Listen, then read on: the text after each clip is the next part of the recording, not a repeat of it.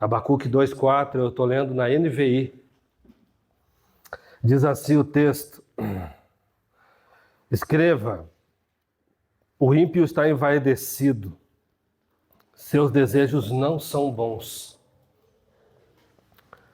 mas o justo viverá pela sua fidelidade. O justo viverá pela sua fidelidade.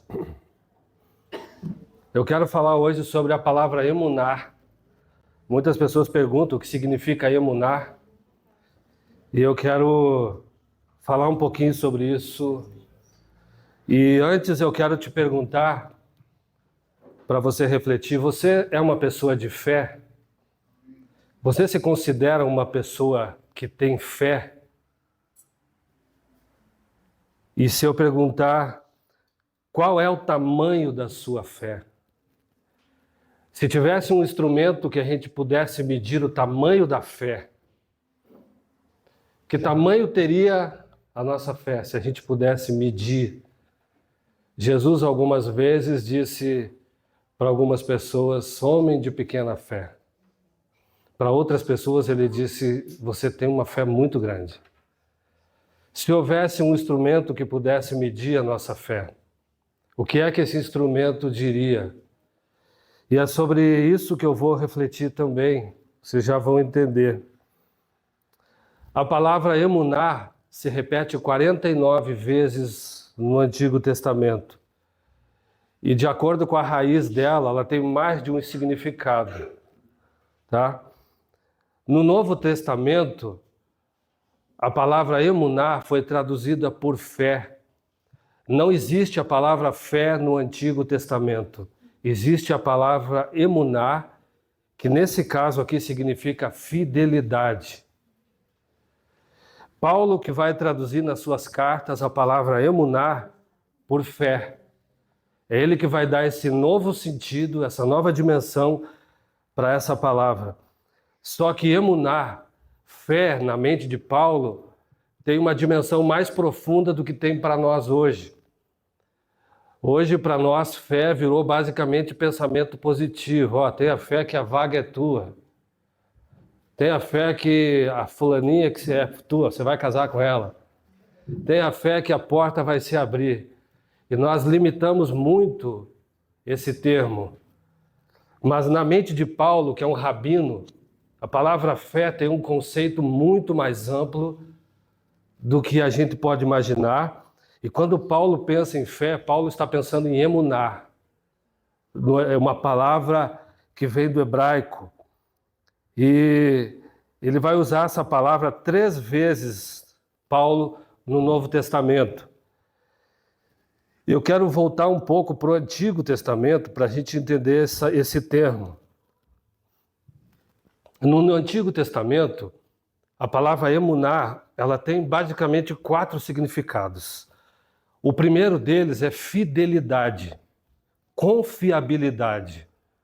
A palavra emunar significa no Antigo Testamento fidelidade e confiabilidade. Esse é um dos atributos de Deus na Bíblia. Deus é fiel e Deus é confiável. Tanto que em Deuteronômio 32:4, um dos nomes de Deus ali é El Emuná, ou seja, Deus é fidelidade.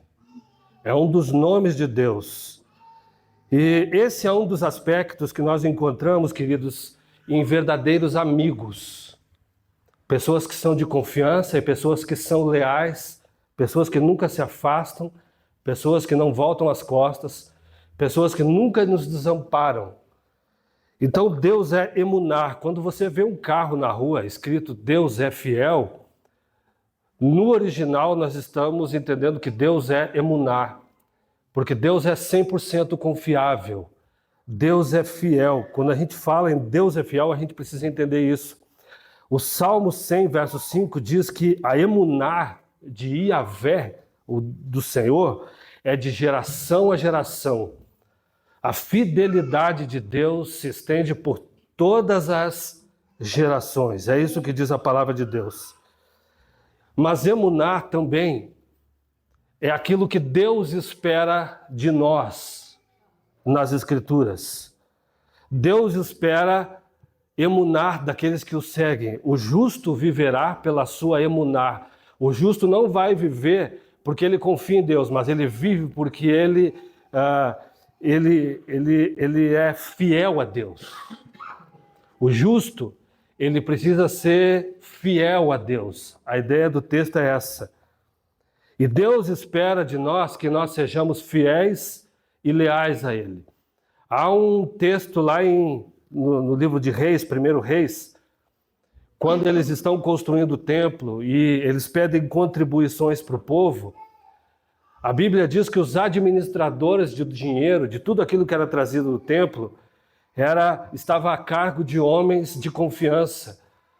E nada era pedido contas a essas pessoas por conta da emunar deles, por conta da fidelidade e da confiabilidade dessas pessoas que lidavam com os recursos do templo. Então, o cristão, ele precisa, um dos aspectos da fé, se você quer saber se você é uma pessoa de fé ou não, um dos aspectos que precisa estar na sua vida e na minha vida é a fidelidade e a lealdade aos caminhos do Senhor. Amém. Não adianta eu dizer que sou uma pessoa de fé, dizer que sou uma pessoa que creio e eu estou com uma vida dupla. Se eu tenho uma vida dupla, eu tenho falado de pecado aqui, eu mal entrei nesse lugar, já falei 2 vezes pregações sobre pecado. Se nós queremos seguir a Deus, se nós dissemos que cremos em Deus, mas levamos uma vida dupla, isso não é fé. A fé, ela exige de nós lealdade, exige fidelidade, exige confiabilidade. Quer ver uma coisa? José do Egito é um exemplo de emunar. Ele viveu num tempo em que a lei de Moisés não existia ainda. Não existia um mandamento dizendo não adulterarás.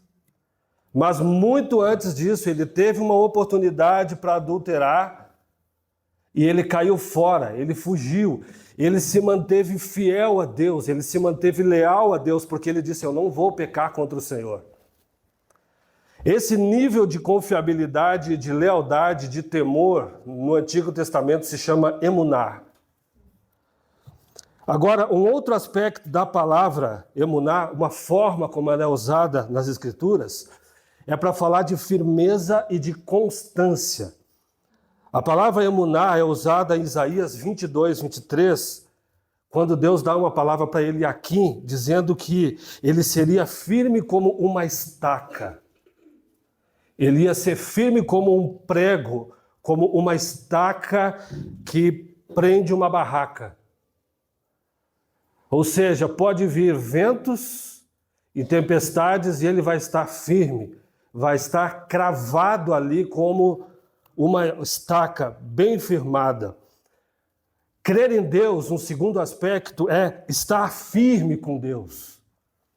É andar firme, e firmeza é um sinal de maturidade espiritual nas Escrituras. A fé não é algo abstrato, não é algo que a gente às vezes fala, não dá para explicar, isso é por fé. Pela Escritura isso não é verdade. A fé nós podemos ver e tocar. Então, fé na Bíblia, quando você diz que tem fé, é porque você também se mantém firme naqueles momentos em que você poderia desabar, mas você se manteve firme, enfrentou lutas e tempestades e se manteve firme. Paulo vai usar alguns termos interessantes no Novo Testamento. 1 Coríntios 15, 58, o que ele vai dizer? Sejam firmes e constantes, fortes. Paulo vai dizer, sejam firmes. Algumas traduções vai dizer inabaláveis. E sempre abundantes na obra do Senhor. Paulo, como um rabino, como alguém que olha para o Antigo Testamento, para as Escrituras Sagradas, vai ler aquilo de um outro jeito, ele vai entender fé de um outro jeito. Para ele, fé é uma pessoa que é fiel, uma pessoa confiável, uma pessoa que é leal, que tem temor a Deus. E para ele, fé também é uma pessoa que está firme, firmada nos caminhos do Senhor. 1 Pedro 5,9 diz: resistam ao diabo permanecendo firmes na fé. Não é expulsão do capeta para tudo que é lado, às vezes não. Embora às vezes a gente tenha que falar, mas quando você permanece firme como uma estaca na sua fé, o diabo bate em retirada porque ele sabe que não vai te destruir. Amém. Firmeza, constância. Hebreus 10:38 diz que para permanecermos também, mas ele vai dizer, se ele desistir, se ele for inconstante, a minha alma não tem prazer nele. Então, quando Paulo está pensando em emuná, Paulo está pensando em firmeza, numa estaca firme em que uma barraca é presa ali. Agora, olhem que interessante, a outra forma como é usado emuná na Bíblia. É algo que está em movimento, é algo que está sendo treinado, é uma forma de repetição. Emuná. Então, a ideia que Paulo tem é de fé, é de algo que nós praticamos, de algo que nós repetimos, de algo que está em movimento constante. Eu disse aqui algumas semanas que eu não posso ficar olhando para o passado, para aquilo que Deus fez na minha vida, para quantas bênçãos eu recebi e como eu comecei bem a minha caminhada.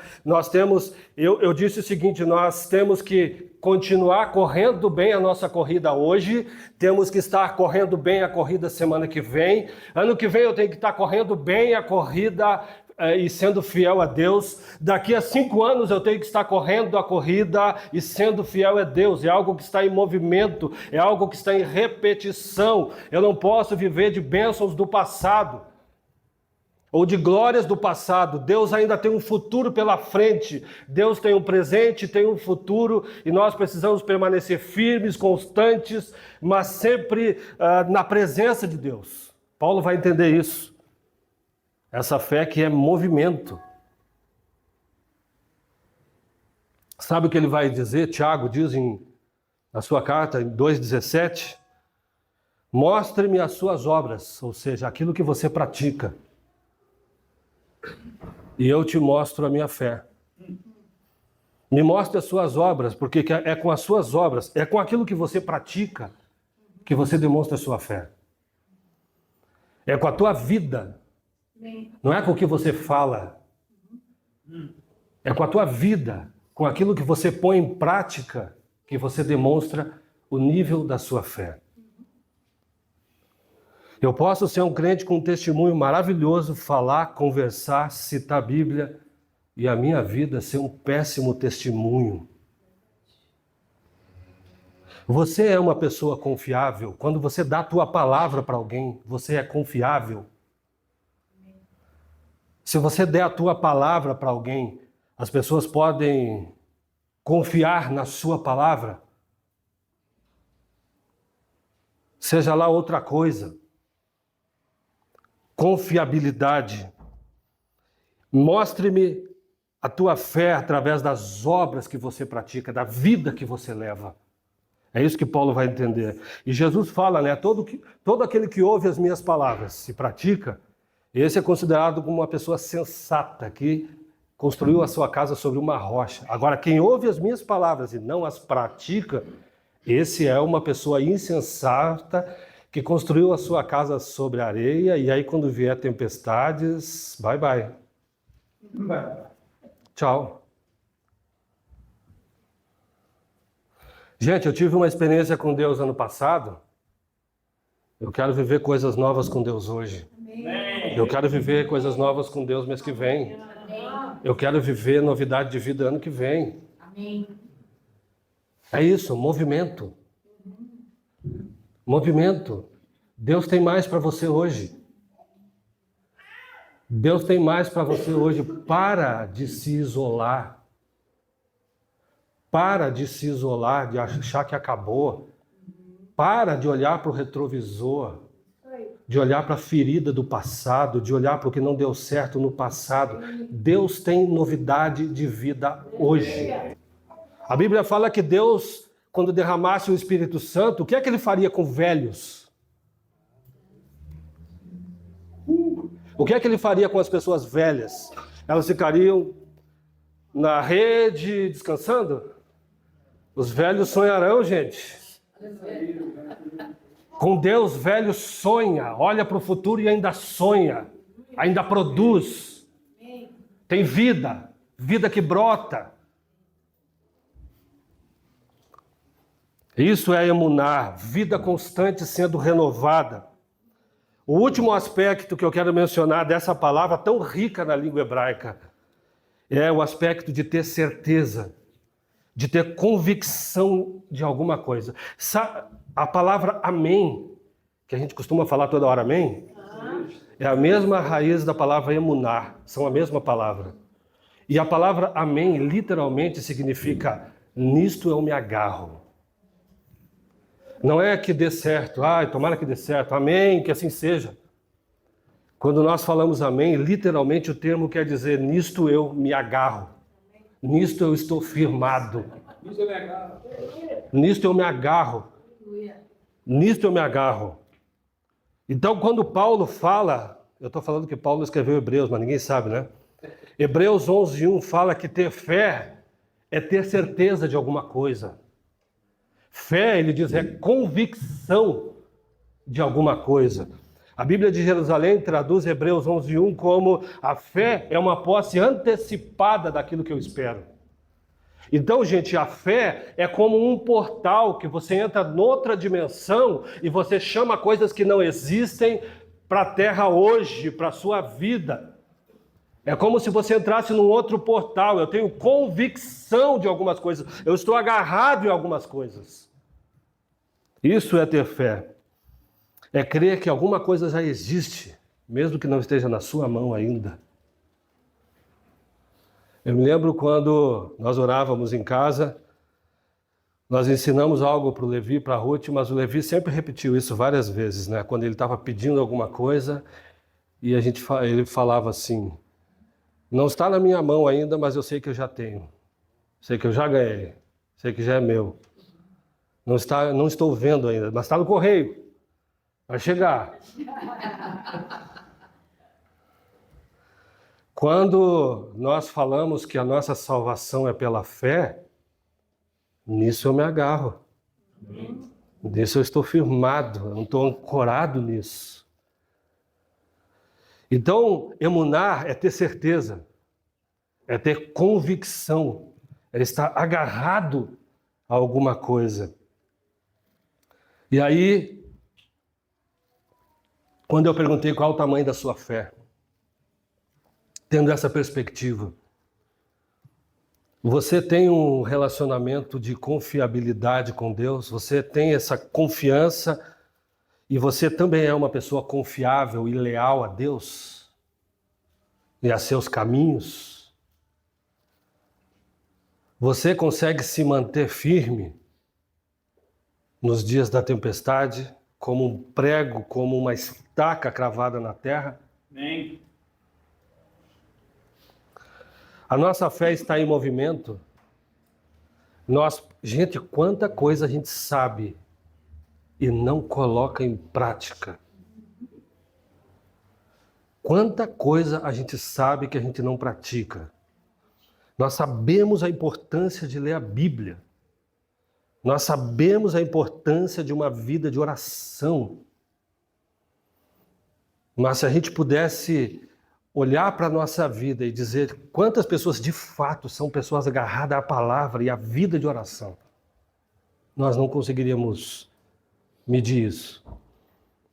Ter fé, queridos, é manter a vida com Deus em movimento. Eu não vou viver do passado olhando para o retrovisor. Deus tem coisas novas hoje. Amém. Tem água limpa para hoje, tem água limpa para amanhã, tem água limpa para a semana que vem. A vida em movimento. Fé em movimento. E por último, significa ter certeza, ter convicção, estar agarrado a alguma coisa. estará agarrado a alguma coisa. Quando nós alugamos uma casa aqui no Monte Parnasse, nós tivemos uma experiência muito interessante alguns anos atrás, quando nós fomos. Um amigo ligou e disse: Chico, tem uma casa liberando aqui no Monte Parnasse, tem algumas pessoas na fila que estão aqui olhando e vem cá, de repente dá certo. E aí nós fomos ver a casa. A casa foi mostrada para uma outra família primeiro, para um casal, não lembro. E depois nós entramos com a proprietária, começou a nos mostrar o imóvel. E ela só pediu desculpas porque alguém tinha pichado alguma coisa num dos quartos. E ela disse assim: mas eu já comprei uma lata de tinta, e aí para quem ficar com a casa é só pintar o quarto. Foi o quarto que ficou do Levi depois. E na parede estava escrito bem grande da casa: Luiz, Érica, o desenho de uma igreja e o rosto de Jesus com uma coroa de espinhos. Eu fotografei essa parede, eu testemunhei na igreja na época. E aí eu falei assim para ela, assim: quem foi que pichou isso aí? Ou que pintou isso aí? Aí ela falou assim: não sei, o inquilino aqui não era o Luiz e Érica. Aí eu me apresentei, sabe por quê? Porque eu sou o Luiz, eu e a esposa Érica, nós trabalhamos com igreja. Nós viemos para cá para plantar uma igreja. E assim, foi uma coisa, as pessoas que viram Edeusira, as filhas de Edeusira, todo mundo ficou impressionado, a gente ficou impressionado. Que coincidência, gente. Né? E aí, mas aí ela me disse assim, ó, tem 2 ou 3 famílias na frente. Então, qualquer coisa, se eles não dão certo com eles, eu te ligo então. Eu entrei no carro e falei: Érica, esquece, essa casa é nossa já. Já vamos começar a preparar a mudança. E dito e feito, gente, nós mudamos para casa. Moramos ali acho que quase 2 anos, eu não lembro. Mas essa coisa de um Deus que age na nossa vida e a gente pode se agarrar nas suas promessas de fidelidade sobre nós. Deixa eu te falar uma coisa.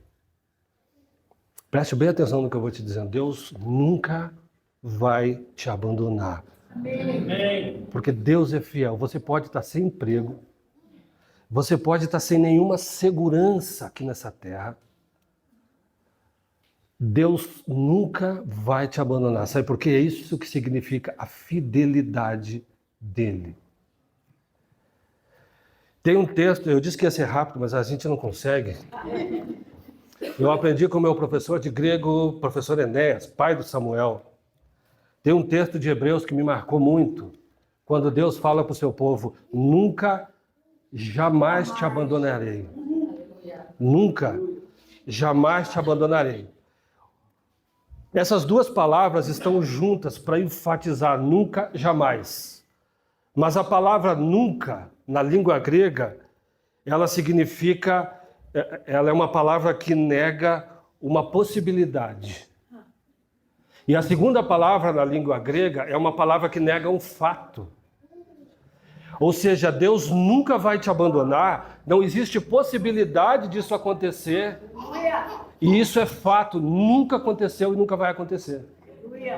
Nunca, jamais te deixarei e não te abandonarei. Vamos ficar de pé?